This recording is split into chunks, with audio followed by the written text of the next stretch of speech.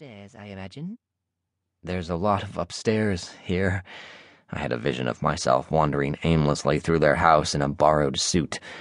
Speaking of obstacle courses. Second floor, third, fourth, is there a fourth? Try her father's study, she said, holding the door open. Third floor, east wing. I think it might have taken less time for me to get from London to Sussex, but I found his study at last, at the end of a mullioned hall hung with portraits. This wing felt older, darker than the rest of the house. The paintings glowered down at me. In one, Holmes's father and his siblings were clustered around a table piled high with books. Alistair Holmes looked just like his daughter, serious and withdrawn, hands folded before him. The one with the rakish smile was clearly Leander, I thought. I wondered if he'd arrived yet, and hoped he had. "Come in already," said a muffled voice from behind the study door, though I hadn't knocked. Of course they knew I was there. There were secrets in this house, it was clear, but I wasn't going to be able to keep any of my own. I reached for the handle, then stopped. I hadn't noticed this final portrait. Beside me, Sherlock Holmes sat with pursed lips and a magnifying glass clutched in one hand, clearly annoyed by the whole enterprise of being painted, at having to do his best impression of himself for someone else's benefit. Dr. Watson, my great-great-great-grandfather, stood behind him. He rested a reassuring hand on his friend's shoulder. I could have taken it as a sign that everything would be okay, but I looked at that hand for a long minute and wondered how many times Sherlock Holmes had tried to shake it off. Watsons, I thought, generations of masochists, and pushed open the door. The room was dimly lit. It took my eyes a moment to adjust. A massive desk stood in its center, and behind it bookshelves spread out like wings. Sitting in front of all that collected knowledge was Alistair Holmes, his canny eyes fixed on me. I liked him immediately, though I knew I shouldn't. By all accounts, he'd driven his daughter half to death with his training and expectations. But he knew me.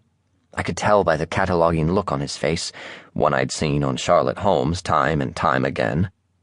He saw me for what I was, a flustered middle-class boy in a borrowed suit, and yet he didn't judge. Honestly, I didn't think he cared about my social class one way or another. After the emotional turmoil of the last few days, it was nice to encounter a little impassivity. "Jamie," he said in a surprising tenor. "Please sit. It's a pleasure to finally meet you." "You too." I perched in the armchair across from him. "Thanks so much for letting me stay with you."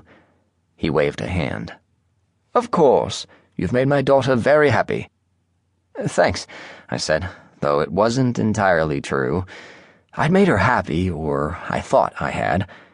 I'd also made her miserable. I'd held her while our hideout burned. I'd collapsed at her feet, too weak to stand, while Lucy and Moriarty taunted her through Bryony Downes's pink sparkly phone. This was a practice round. I wanted to see what was important to you. I wanted to see how much this foolish boy trusted you. I threaten him, and you kiss him. Cue strings, cue the applause. And now I'd driven her to hide somewhere in her massive house by the sea, while her father made the kind of small talk with me that she'd always found abhorrent. "Did you like that last painting in the hall of our shared ancestors? I heard you stop to look at it." "You look a lot like Sherlock Holmes. Like the pictures I've seen of him, anyway," I said. He nodded, and I found myself wanting to push past all the pleasantries and get to something real. It made me think about how things have ended up. I mean, Charlotte and I are running around together. We've solved a murder case and found Moriarty on the other end of it. It's almost like history is repeating itself. "There are plenty of family businesses in the world," he said, steepling his long fingers under his chin. "Men pass on their cobbler shops to their sons. Lawyers send their daughters away to school, and then give them a place at the firm. We may have certain affinities that we pass down to our children, through genetic inheritance or through the way we teach them to think, but I don't think it's entirely out of our control. It's not like we're Sisyphus's scions, forever pushing his boulder up the hill.